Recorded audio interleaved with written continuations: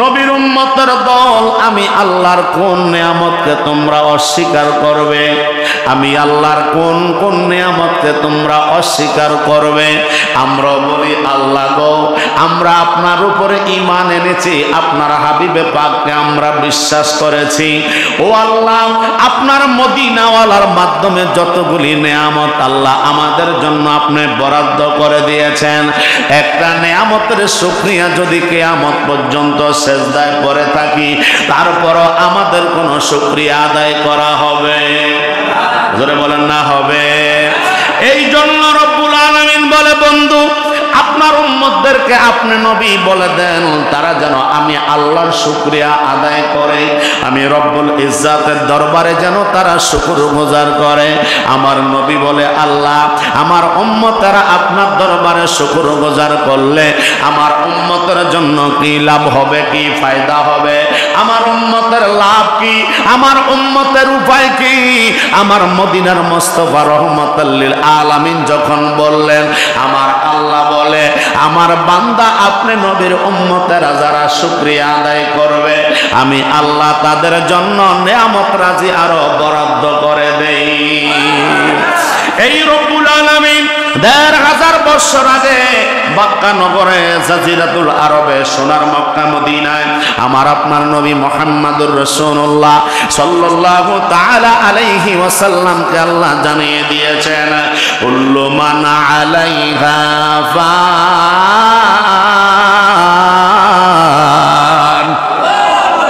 আল্লাহ রাব্বুল আলামিন বলে দিয়েছে, বন্ধু আপনি নবী উম্মতদেরকে জানাইয়া দেন, আপনি নবী উম্মতদেরকে শোনাইয়া দেন, পৃথিবীর জমিনে যত কিছু আছে সব কিছু একদিন শেষ হয়ে যাবে, সব কিছু একদিন ধ্বংস হয়ে যাবে।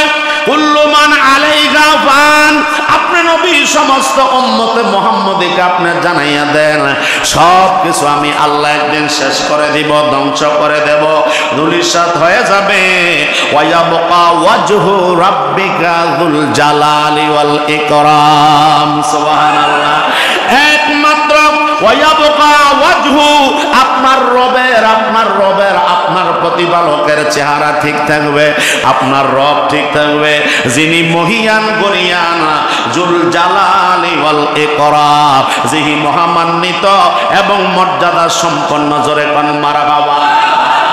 একমাত্র তিনি বাকি থাকবে, আর পৃথিবীর জমিনে যত কিছু আছে সব কিছু আমি আল্লাহ ধ্বংস করে দেব, সব কিছু শেষ হয়ে যাবে, পৃথিবীর জমিনে অদ্বিতীয় আর কিছুই থাকবে না। জোরে কোন মারহাবা।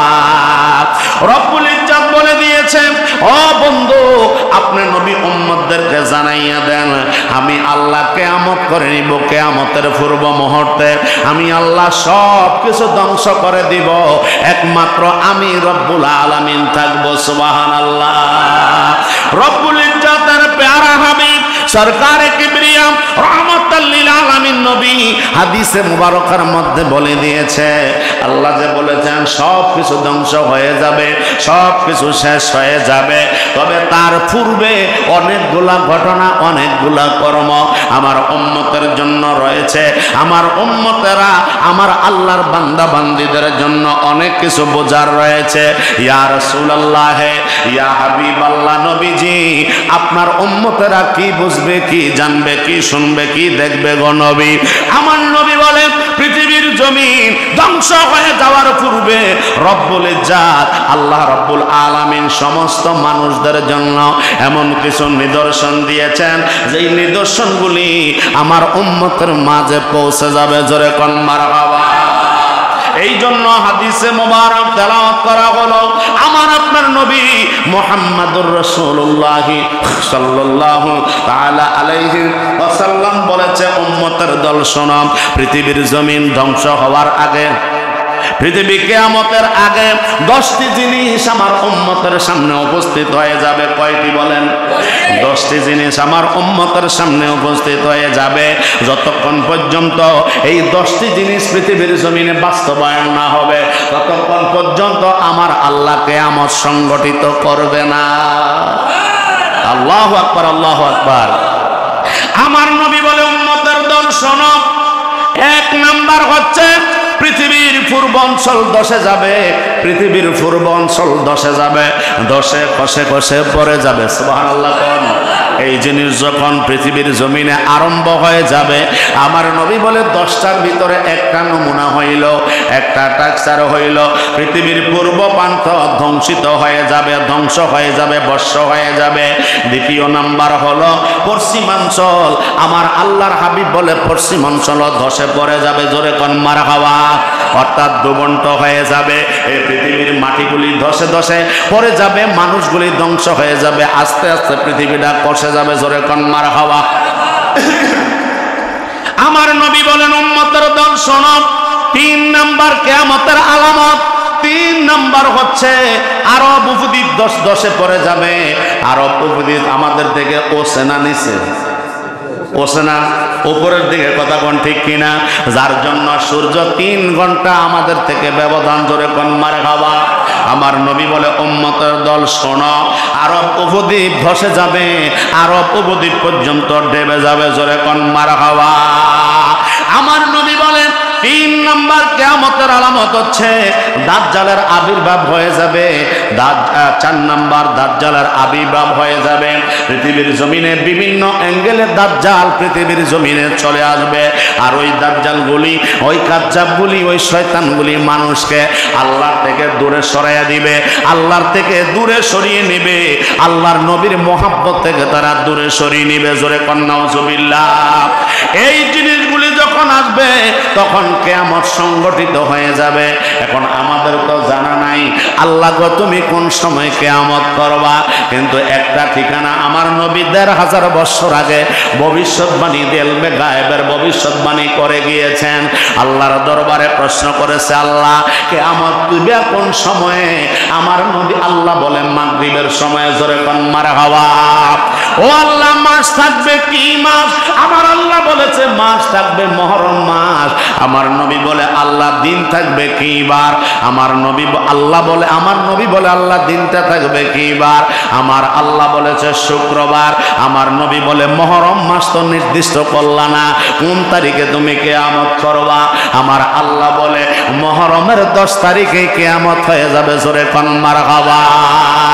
সময় নির্ধারণ হলো, আমার নবীর মাধ্যমে দিন নির্ধারণ হলো, ক্ষণ নির্ধারণ হলো, তারিখও নির্ধারণ হয়ে গেল, কিন্তু এটা কোন মুহররমে হবে সেইটা তো জানা নাই। কথা কোন ঠিক কিনা?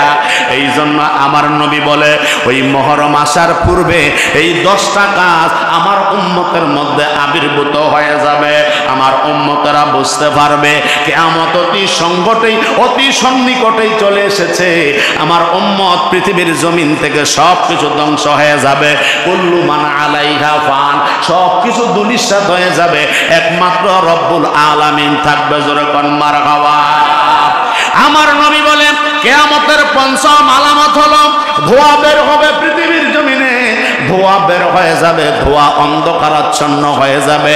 এমন এমন দিক থেকে ধোঁয়া আসতে থাকবে, কুয়াশার মতো, কুয়াশার চাইতে আরো বেশি ধোঁয়া পৃথিবীর জমিনে যখন বের হয়ে যাবে, ওইটা কিয়ামতের একটা বড় আলামত। জোরে কোন আল্লাহু আকবার। আমার নবী বলে উম্মতের দল শোনো, কিয়ামতের 6 নাম্বার আলামত হলো হযরত ঈসা আলাইহিস সালাতু ওয়াস সালাম, ঈসা ইবনে মরিয়ম পৃথিবীর জমিনে আবির্ভাব হবে। সুবহানাল্লাহ। পৃথিবীর জমিনে ঈসা ইবনে মরিয়ম তো দা মরিয়মের তো নয়, মরিয়মের পুত্র ঈসা আলাইহিস সালাতু ওয়াস সালাম পৃথিবীর জমিনে আসবে। যে ঈসা এখন জিন্দা না মরা? জোরে কোন জিন্দা না মরা? যেই ঈসা আলাইহিস সালাতু ওয়াস সালাম জিন্দা, উনি পৃথিবীর জমিনে না, উনি আছেন আসমানে, চতুর্থ আকাশের মধ্যে আল্লাহ ওনাকে উঠিয়ে নিয়েছেন। ঈসা আলাইহিস সালাতু ওয়াস সালামকে যখন বনি ইসরাঈলরা মৃত্যুদণ্ড দেওয়ার জন্য, মৃত্যুবরণ করার জন্য ওনার হুজরা মুবারকের মধ্যে যখন আক্রমণ করেছে, রব্বুল ইজ্জাত ওই হুজরা মুবারকের ছাদ থেকে আল্লাহ জিবরাইলের মাধ্যমে ঈসাকে আকাশে নিয়েছেন। মারহাবা।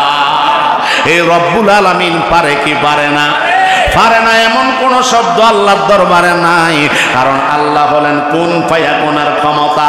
আল্লাহ ইচ্ছা করছে সেটা হওয়ার জন্য, আর সাথে সাথে সেইটা হয়ে যায়। জোরে কোন মারহাবা। আমার আপনার নবী বলে উম্মত শোনো, কিয়ামতের পূর্ব মুহূর্তে সপ্তম নাম্বার আলামত হচ্ছে, শোনো, পৃথিবীর জমিনে ইয়াজুজ এবং মাজুজ এই দুইটা ফেরেশতা পৃথিবীর জমিনে নেমে আসবে। ওই পৃথিবীর জমিনে যখন তারা আসবে, পৃথিবীর জমিনের সমস্ত মানুষগুলিকে দ্বীনের দিকে ডাকবে, জোরে কোন মারহাবা। ইয়াজুজ মাজুজ চলে আসবে। আমার নবী বলে, উম্মত শোনো, 8 নাম্বার ঘটনা হলো, আল্লাহ রাব্বুল আলামিন পৃথিবীর সমস্ত বিশেষ প্রাণী বের হবে, বিশেষ কিছু প্রাণী বের হয়ে যাবে।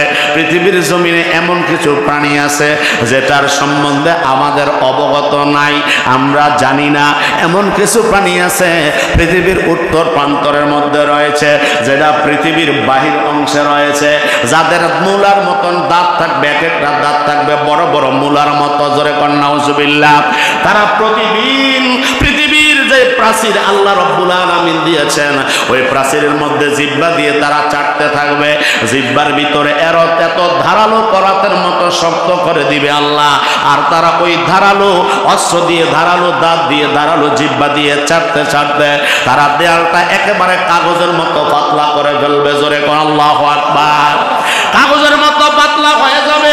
এইভাবে কাগজের মতো পাতলা হয়ে যাবে, এক পৃষ্ঠা থেকে অপর পৃষ্ঠার আলো দেখা যাবে। আমার নবী বলে, আবার একই সময়ে তারা বলবে, আজকে আর নয়, আমরা অন্য দিনে এই কাজটা করব, আগামীকাল করব, আগামীকাল চলে যাইতে পারবো। এইভাবে যখন তারা সন্ধ্যা হলে যখন ফিরে যায়, আবার রব্বুল ইজ্জাতের কুদরতে যেই রকম প্রাচীর ছিল প্রথমেই শুরুতেই, ওই রকম প্রাচীর আবার মোটা হয়ে যায়। আমার নবী বলে, উম্মত, ওই প্রাণীগুলো যখন বের হবে, তারা এমন একটা সময় পরিস্থিতি যখন আল্লাহ রাব্বুল আলামিন এমন যখন করে দিবে, মানুষের পরিস্থিতি যখন কিয়ামতের পূর্ব মুহূর্ত যখন হয়ে যাবে, ওই প্রাণীগুলি তারা ওই দেয়ালটাকে ভেঙে চুরমার করে তারা একদিন পৃথিবীর জমিনে ভ্রমণ করবে, আর মানুষগুলিকে তারা ধরে ধরে মেরে ফেলবে। মানুষকে বলবে, আমরা তোমাদের খোদা, আমরা তোমাদের রব, তোমরা আমাদের কাছে ঈমান আনো, জোরে কোন নাউজুবিল্লাহ।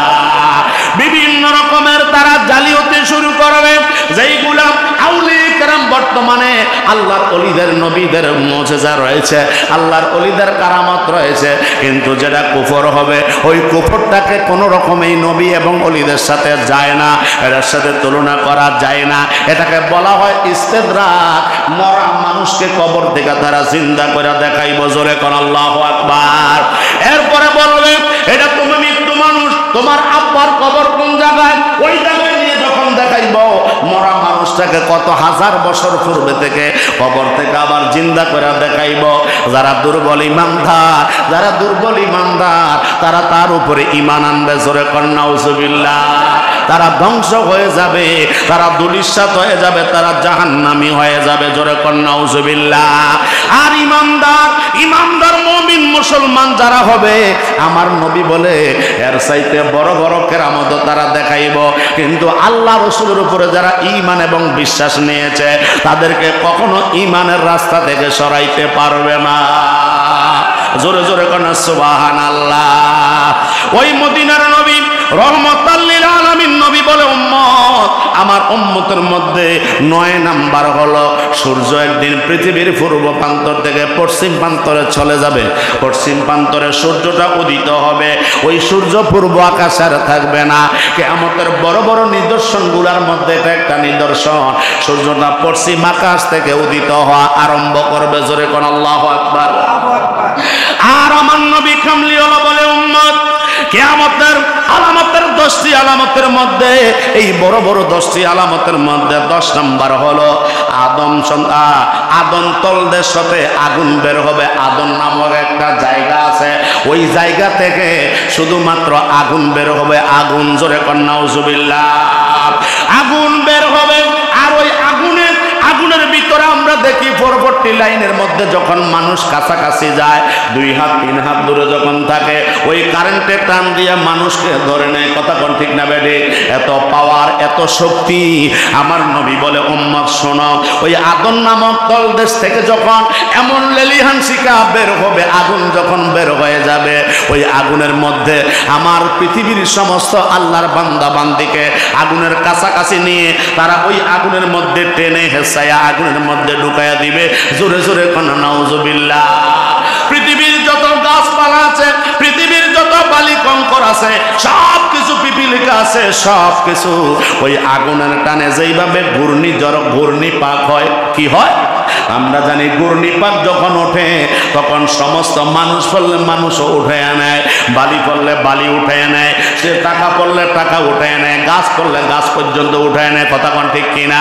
এইভাবে যখন ঘূর্ণিঝড় হয়, আমরা যখন সাগরের মধ্যে দেখেছি বিভিন্ন টর্নেডো হয়, সিডর হয়, আইলা হয়, নার্গিস হয়, হয় কি হয় না? এইভাবে সব পানির মধ্যে যত কিছু আছে, মাছ দানব যত কিছু আছে, ওই ঘূর্ণিঝড়ের পাকের মধ্যে যেই কেউ পড়ক না কেন, ওই ঘূর্ণিঝড়ে তাকে তলদেশের মধ্যে পৌঁছায় দেয়। কথা কোন ঠিক কিনা?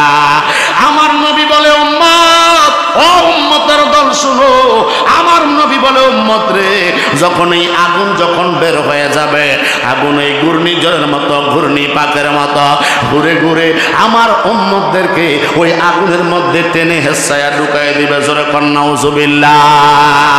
তাহলে এই 10টা আলামতের অনেকগুলি আলামত পৃথিবীর জমিনে এখনো বাকি আছে। কিছু কিছু 9 নমুনা 6 চেহারা আমরা দেখি। কথা কোন ঠিক না বেডি? কিছু কিছু নমুনা আমাদের মধ্যে পাওয়া যায়, কিছু কিছু নমুনা পৃথিবীর জমিনে পাওয়া যায়, আর বাকি নমুনাগুলা এখনো হয় নাই। তবে সেইগুলা পৃথিবীতে বাস্তবায়িত হচ্ছে। এই নমুনাগুলা হলো আলামতে সুগরা, আর যেই 10টার কথা হইল এইগুলা হইল আলামতে কুবরা। জোরে কোন আল্লাহু আকবার। আল্লাহুম্মা সাল্লি